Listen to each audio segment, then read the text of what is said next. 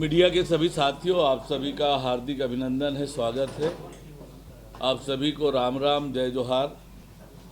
आज कैबिनेट की बैठक मुख्यमंत्री विष्णुदेव साय जी की अध्यक्षता में संपन्न हुई और कई महत्वपूर्ण आज के बैठक में लिए गए। बैठक में सबसे महत्वपूर्ण और अहम फैसला एक बार फिर किसान हितैषी सरकार ने किसानों के हित में निर्णय किया है कि अब कृषक उन्नति योजना के प्रचलित निर्देशों को संशोधन करते हुए इसके दायरे को और विस्तृत कर दिया गया है।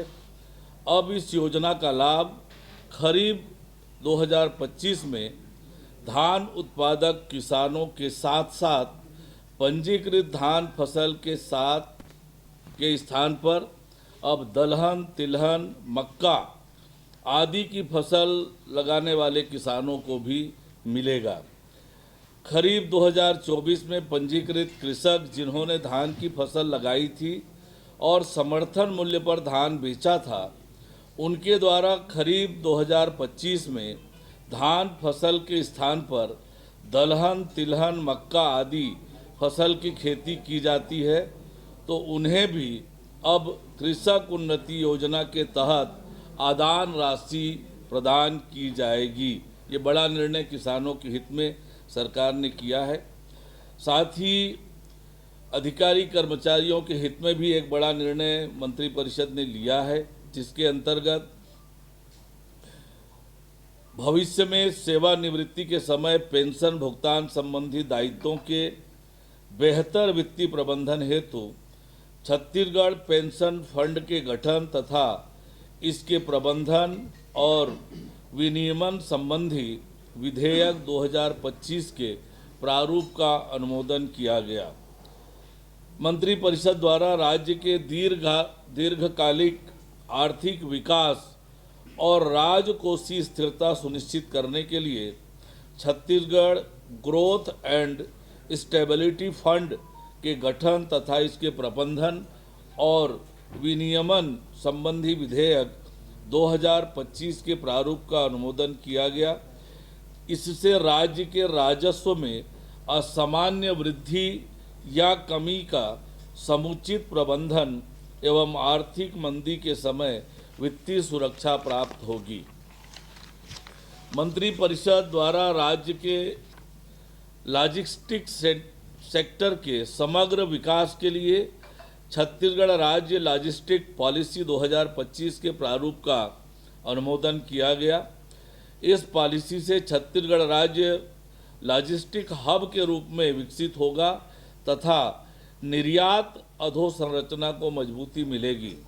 राज्य की भौगोलिक स्थिति का लाभ लेते हुए लॉजिस्टिक सेक्टर तथा ई कॉमर्स की राष्ट्रीय एवं बहुराष्ट्रीय कंपनियों को लॉजिस्टिक हब की स्थापना के लिए निवेश के लिए आकर्षित किया जाएगा।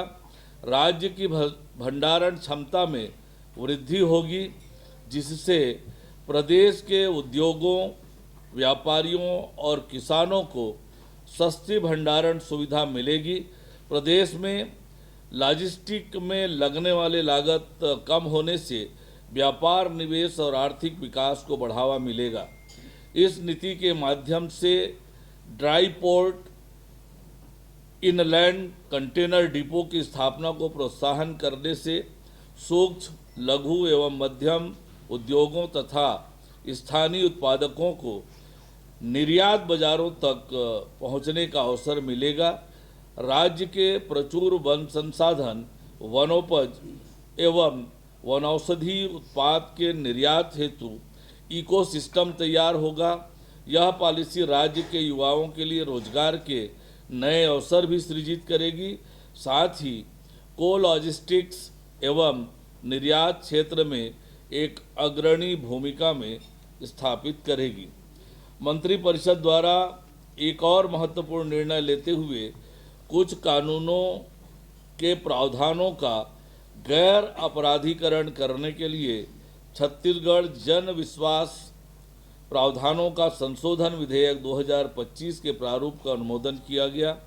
जन विश्वास विधेयक से व्यवसाय व जीवन यापन में सहजता बढ़ेगी, अनावश्यक न्यायालयीन प्रकरणों और उससे होने वाले व्यय में कमी आएगी।